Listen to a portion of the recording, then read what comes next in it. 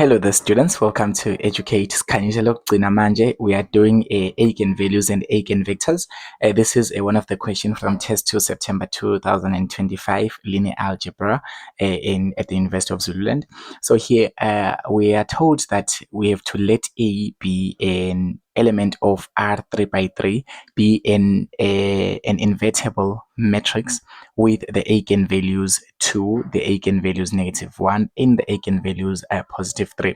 Find the eigenvalues of the inverse, find the eigenvalues of a to the power of k, and find the eigenvalues for a squared minus a for all 10 marks. So now here, you are given a matrix, a 3 by 3 matrix, which is having 3 eigenvalues. So it means that this matrix is having 3 eigenvalues. So I can just say eigenvalue number 1 is given by 2, eigenvalue number 2 is given by -1, eigenvalue number 3 is given by +3. So we're having 3 eigenvalues. So now having the eigenvalues of the original matrix A, we need to try to see that if we find the inverse of that particular matrix, are we able to find its eigenvalues as well? Because every matrix can have eigenvalues, right? Oh, no, not every matrix has eigenvalues, but most of the matrices will have eigenvalues. So if I'm going to have A and I find its inverse, it must also have it supposedly must have its own eigenvalues as well. So now how can I find them? So first of all, we need to remember that generally, how do we define an eigenvalue mathematically? So we define an eigenvalue as the value such that A times X is equals to lambda times X. So when you multiply the matrix A with a vector X, you must be able to get the eigenvalue times the vector. So it's more like the eigenvalue is more like a scalar. It's a scalar value that you multiply to your vector that gives you the same value as multiplying a matrix with that vector. So it's eigenvalue. So now having this, we can just do some tempering on our equation because we actually want to find the eigenvalue of an inverse matrix. So if we multiply both sides of the equal sign by the inverse of A, we can just say the inverse of A multiplied by this A times X must be able to give us the inverse of A multiplied by lambda times X. So what have we done here? We have just multiplied by inverse of A on both sides of the equal sign. There's an inverse of A, but these expressions are just as they were before. So now having this, we can see that we need to remember one thing that you've learned at first year level, that when you multiply a matrix A with its inverse, you must be able to get the identity matrix. So when you multiply a matrix A with its inverse, you must be able to get the identity matrix. So essentially here, we can see that a multiplied by its inverse must be able to give us the identity matrix I.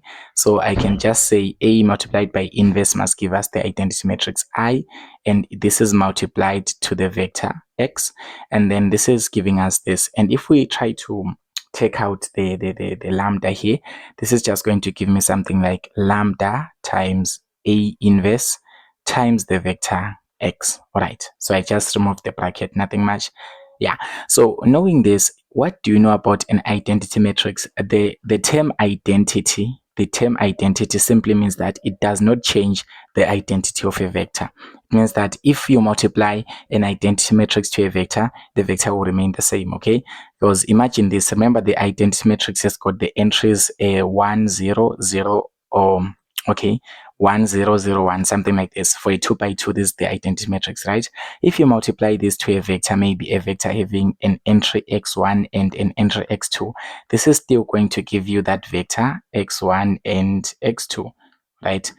You can just try this out. If you do matrix multiplication with an identity matrix, whatever that you're multiplying doesn't really change, because the identity matrix, it actually retains the identity of a particular thing. Just like you are adding with 0 to something. If you add a vector, a v with 0, you are going to get what? V. So it retains the identity. So this identity element just means that if I multiply I times X, I'm still going to get the vector X again, right? It's just like it's 1, but in a matrix form, right? And then this is giving me lambda multiplied by the inverse of A multiplied by this. All right. So to be able to get the eigenvalues for this inverse, you need to realize one thing. When you are finding the eigenvalues, you take the matrix, you multiply it by the eigenvector. This must give you the eigenvalue times the vector, right? And here we are already having something similar to that because we have got the inverse of A multiplied by a vector. Right, so we don't really need this lambda to be on the side. So if we divide by lambda on both sides, then we are going to get something like 1 over lambda multiplied by the vector x must be able to give us the inverse matrix of A multiplied by the vector x. So do you realize that here, now we're having the same format as this one again, because we're having a matrix. This is a matrix multiplied by a vector. Let's just call it a vector for now, not an eigen for now. Okay, so it's a matrix multiplied by a vector. A matrix multiplied by a vector is equals to a certain scalar value is equals to a certain scalar value times the same vector, So essentially you can just say here the eigenvector for this inverse matrix that we're talking about, it is 1 over lambda. So whenever, or the eigenvalue, I mean, it is 1 over lambda.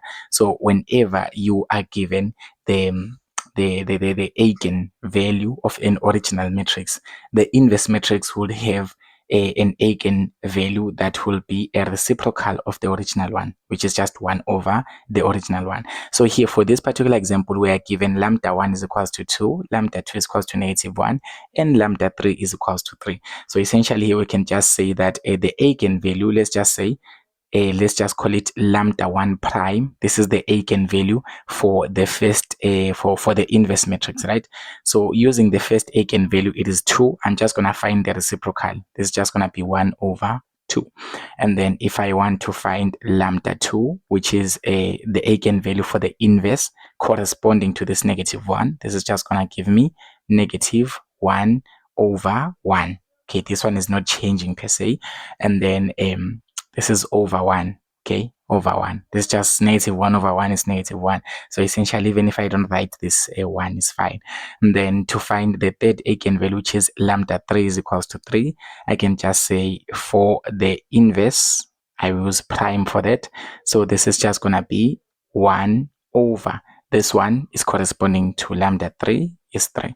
So these are the eigenvalues for the inverse matrix that are corresponding to the eigenvalues of the original A, which is a 3 by 3 matrix. So now let's do a similar thing by looking at A to the power of k. So if you're having a matrix and you are actually raising it to a certain power, whereby that power is a natural number n, how can you resolve the eigenvalues for that particular matrix A to the power of k? So we're still going to use the same definition of an eigenvalue in an eigenvector that says that if you multiply a matrix A with an eigenvector x, you must be able to get what? You must be able to get the eigenvalue multiplied by the same vector x, right? And then for this one, we are going to just do a test using k is equals to 2. So I would like to use k is equals to 2, because if I just use a to the power of k, it will be kind of tricky for me to resolve. So if I use k is equals to 2 for an example, I can just say if I multiply by a by the matrix A on both sides, there's going to be matrix A times AX. And then on the other side, I am just going to multiply this by the matrix A. So I multiply matrix A. Why am I multiplying matrix A here? So that I can just be able to scale up. A times A will give me A squared, something like this. I just want to scale up our matrix, or I just want to make my matrix to be raised to a certain power, meaning that I'm scaling it up essentially, right? So here, if I just multiply A and A, that's going to give me A squared. So I'm just going to say this is A squared x. So this is the matrix A squared times x would give me what? And then here I'm having A times lambda x, right? A times lambda x. So what do I need to do here? I can just take out the lambda here and say this lambda can be taken out, and I can have lambda AX. All right, this rearrangement, I've done it for a purpose. So here I took out the lambda out of the equation and I put the matrix A inside the equation. Why did I do that? Because I can see there is a similar thing. We know that when we multiply A and the eigenvector X, I must be able to get lambda times the eigenvector X as well. So yes, lambda times eigenvector X, yes. So here I'm having A times X, right? Here I'm also having A times X. A times X here is equal to lambda times X. So I can just replace that with that and say that A squared here, the A squared X must be able to give me a lambda into lambda X. Why did I do this? Because remember that here basically we had AX, right? The matrix A times the eigenvector X. And this is the same thing, the matrix A times the eigenvector X. And we know that the matrix A times the eigenvector X is corresponding normal is equal to this value. So when they're equal to one another, I can just take, instead of writing A times the eigenvector, I can just write lambda times the eigenvector if the matrix is invertible. All right. So now having this, I can now just go back and say that this is A squared times X. Since these are just two scalars, which is lambda and lambda, all of them, they're just scalars, right? So lambda times lambda would give me lambda squared times X. And we are back to the same original format. You can see that here in this format, we're having a matrix. In this case, our matrix is A squared times an eigenvector. And then on the other side, you are having a scalar value. This is our eigenvalue. And then times the same vector. So essentially, you can just say here, if you are going to square your matrix, take A and you get A squared, then the lambda is also going to be squared as well. So using this example, you can just say similarly, if you raise the matrix to the power of k.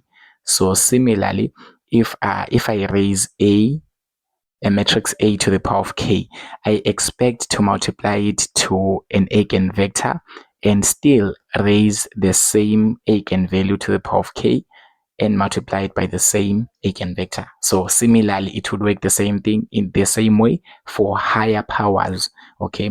For higher powers. So essentially, you can just say here, for me, to be able to get the eigenvalue for a to the power of k, I just take the original eigenvalue for a, which are the ones that are given 2, -1, and 3, and I raise them to the power of k.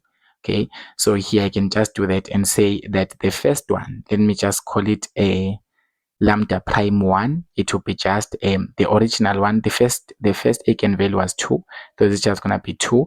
So for a to the power of k, this is just going to be 2 to the power of k as well, because we raise the eigenvalue to the power of the same power the matrix was raised on.